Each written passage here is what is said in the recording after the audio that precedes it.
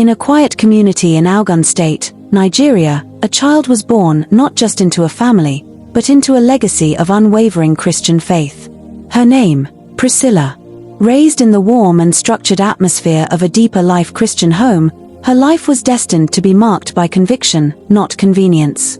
From a young age, Priscilla was no ordinary child. While others played with dolls or got distracted by trends, she grew up surrounded by Bible verses, morning devotions, and the unshakable discipline of parents who lived by the word. "Train up a child in the way he should go," her father would often say, quoting Proverbs 22 verse 6. And train her, they did. At just 8 years old, during a children's evangelism program in church, Priscilla surrendered her life to Jesus. That moment wasn't emotional hype. It was real. From that point on, she developed a hunger for scripture that made her stand out. She was known for her quiet composure, strong moral backbone, and boldness when it came to faith. Whether at home, in school, or at church, Priscilla had one desire: to please Jesus, no matter the cost. Priscilla attended a public secondary school in Ogun State, where corruption and malpractice had almost become normal. It was during her WAEC examination that her resolve was tested. Many of her classmates, even some Christian ones, had arranged for assistance. Exam malpractice had become such a normal part of student life that refusing to participate was considered naive. But not for Priscilla. "I'd rather fail in the eyes of man than fail in the eyes of God," she told a fellow student who tried to convince her to just take a little help. During the exams, she reported those trying to pass her answers. Her classmates mocked her. But to her surprise, she passed with flying colors. It was at this stage people around her began to realize Priscilla wasn't just a church girl. She was a Jesus girl. And nothing could change that. Campus life and vow of separation. Her excellent results opened the door for her to study law at the prestigious University of Benin. Law wasn't just a career goal for Priscilla, it was a divine assignment. She believed God wanted to use her voice, knowledge, and values to stand up for righteousness. Immediately after settling into school, she joined the Deeper Life Campus Fellowship. Within weeks, her commitment was obvious. She wasn't just attending programs, she was organizing them. Singing in the choir, leading evangelism, praying with fellow students, counseling younger sisters. "This sister lives what she preaches," many said.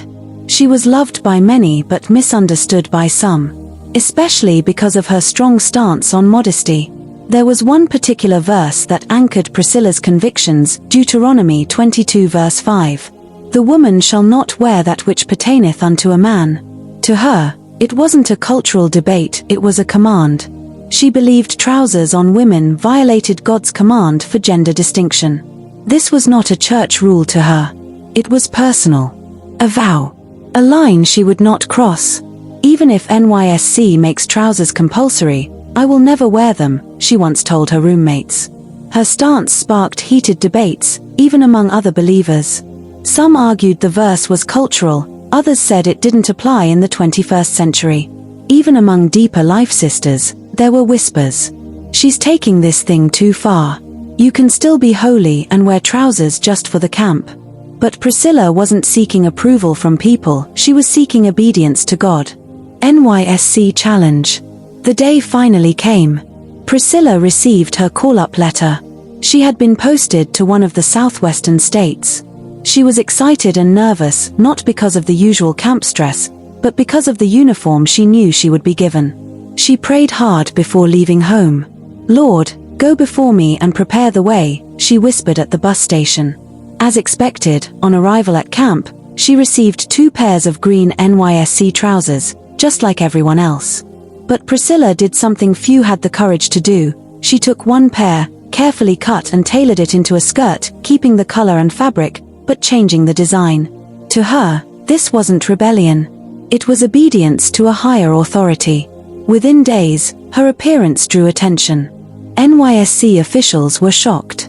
"Why are you not in proper uniform?" a camp commandant barked. She explained calmly, citing her religious beliefs. But they wouldn't have it. She was banned from participating in morning drills, man-o-war training, and certain lectures. Some even threatened to send her home. Others mocked her. Is it that deep? Even other deeper life girls are wearing the trousers. Priscilla felt alone, alienated. She sat under a tree one evening and wept, not because of the punishment, but because of the compromise around her. But Priscilla wasn't raised to fight battles in the flesh. She was raised to fight on her knees. This battle is not mine. Lord, show yourself strong, she prayed. 4 days, she fasted quietly. While others mocked, she interceded. Unknown to her, God was already moving behind the scenes. Divine intervention and national victory. While Sister Priscilla was fasting and praying in her NYSC camp, miles away in Abuja, something was brewing, something far bigger than her personal experience. Unknown to her, 2 other female corps members, Miss Ogunjobi Blessing and Miss Ioba Vivian, had earlier filed separate suits against the NYSC. These Christian sisters, also from conservative backgrounds, were standing for the same belief that being compelled to wear trousers violated their faith, and by extension, their constitutional right to religious freedom. Their cases were filed at the Federal High Court in Abuja, under suit numbers FHC ABJ CS 989-2020 and FHC ABJ CS 988-2020. Both cases were eventually consolidated and assigned to Justice Hawa Yilwa, a female judge with a reputation for fairness and a deep respect for the Constitution. Meanwhile, back at camp, Priscilla was unaware that her personal battle was part of a much larger legal and spiritual warfare. She just kept praying, fasting, and trusting God. While others laughed, she knelt. While others folded their hands, she lifted hers to heaven. A courtroom victory for the kingdom. On June 13, 2025, in what would become a landmark ruling in Nigeria's legal and spiritual history, Justice Hawa Yilwa delivered her verdict. The court declared that NYSC's refusal to allow female corps members to wear skirts based on religious conviction was unconstitutional and a breach of fundamental rights.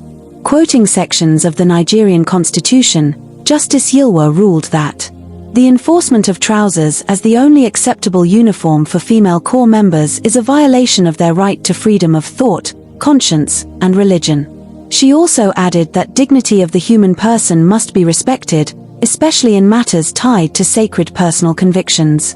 This was God's answer to prayers like Priscilla's, not just for herself, but for an entire generation of Christian sisters who longed to serve their country without violating their conscience. Priscilla reinstated. Within a week of the ruling, news filtered into camps across Nigeria.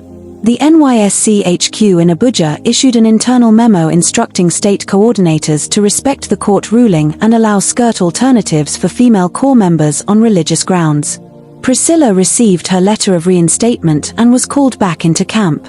She was allowed to resume fully, wearing her neatly tailored NYSC skirt. No more bans. No more mockery. The very same camp officials who had threatened her were now apologetic. Some came to her and said, "We didn't know you were part of something bigger." Others began asking questions about her God. What kind of faith makes you stand alone in a crowd? The same friends who once mocked her now admired her courage. A ripple effect across the nation. Suddenly, across Nigeria, other sisters in different camps, including Deeper Life members, Pentecostals, and Apostolic believers, began to wear skirts boldly, carrying photocopies of the court ruling. No longer afraid of expulsion or punishment. What began as a personal vow in the heart of one young woman had become a national victory for freedom of conscience. This was not just a win in court, it was a spiritual breakthrough. One that was birthed in tears, fasting, and hidden obedience. A legacy of obedience. Her story continues to echo through campuses, churches, and courtrooms. It pays to stand for Jesus. You may look alone, but heaven is watching. Priscilla didn't just win a court case. She became a voice, a reminder that conviction has a cost, but it also brings a crown. Moral lessons. 1. Obedience to God is greater than comfort or government policies. When God says stand, don't sit even if the world tells you otherwise. 2. Prayer can shift policies. Battles are not always won with placards and protests, some are won on your knees. 3. Conviction is contagious. Your boldness can inspire others to take their stand. 4. The law of the land must never override the law of conscience. When the Constitution meets conviction, truth wins. 5. You don't need a crowd to make history. Sometimes, all it takes is one obedient sister with a made-up mind. May God grant every one of us Sister Priscilla's kind of faith in our most trying moments. If you are blessed by this story, don't forget to like, subscribe and share this video to strengthen the faith of others. Thank you for watching. God bless you.